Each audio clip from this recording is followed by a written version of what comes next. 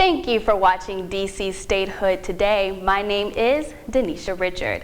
Joining us, we have a very special guest joining us from all the way in Brussels, Belgium. Here with us, we have Mr. Nasser Boladai. How are you doing today? Thank you very much. I'm doing very well. And he is the president of the UNPO, also known as the Unrepresented Nations and Peoples Organization. So let's just talk a little bit about your organization and its history and the mission and some of the members that are a part of the organization. Thank you very much. First of all, would like to thank you, and I'm happy to be here in Washington. UNPO is an member organization. We have membership from different continents, and now also from the North America, DC.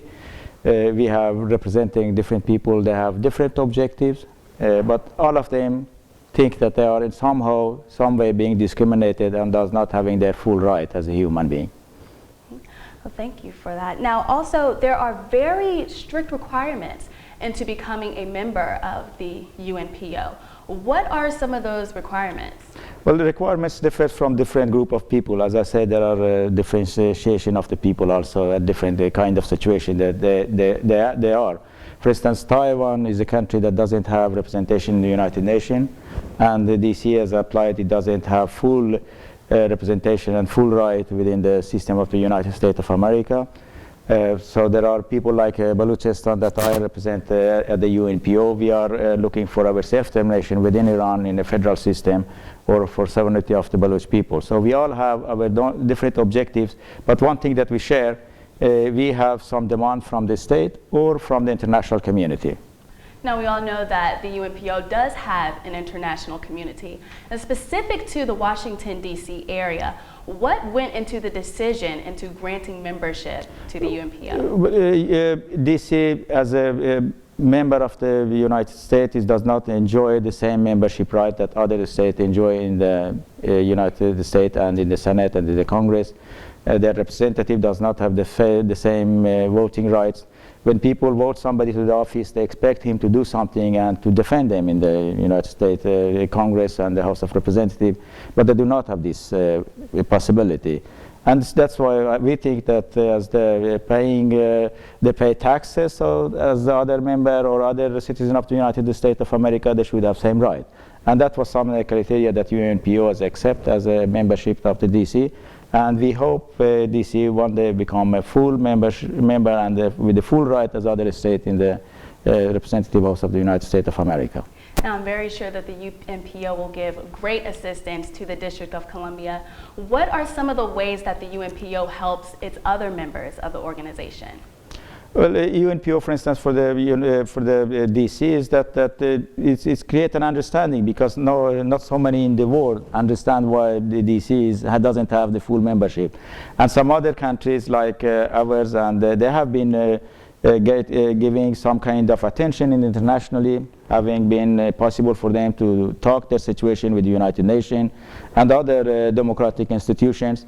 They have been member of the UNPO before, like Latvia, like Timor, which have been member of the UNPO when they have been asking for their self-determination and full right in the international community. Now they are member of the United Nations, and also some are member in the European community, in the EU.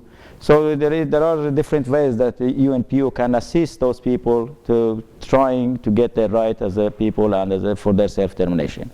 And you came all the way here to the Washington, D.C. area to bring up issues that are happening around the world. Now, what is your exact reason for visiting the Washington, D.C. area?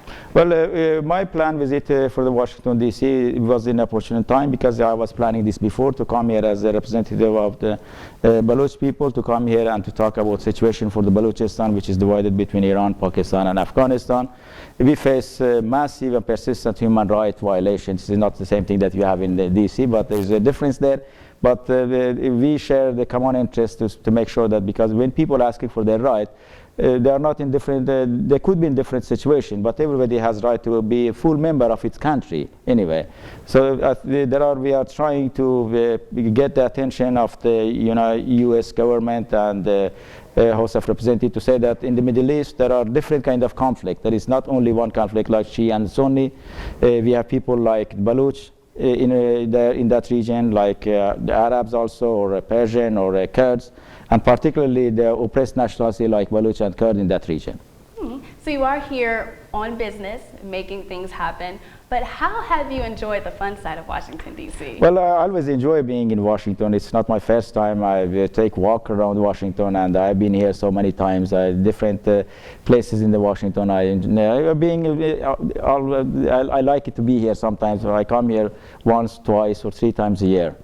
Wonderful. Well, thank you for coming all the way to the Washington, D.C. area. Thank you, and we welcome you here, President Boladai. It's a pleasure to be here, and I thank you, all of you, and especially Mr. Paul Strauss that has made this all possible for us. Thank you very much. Well, thank you for joining us, and thank you for watching D.C. Statehood Today.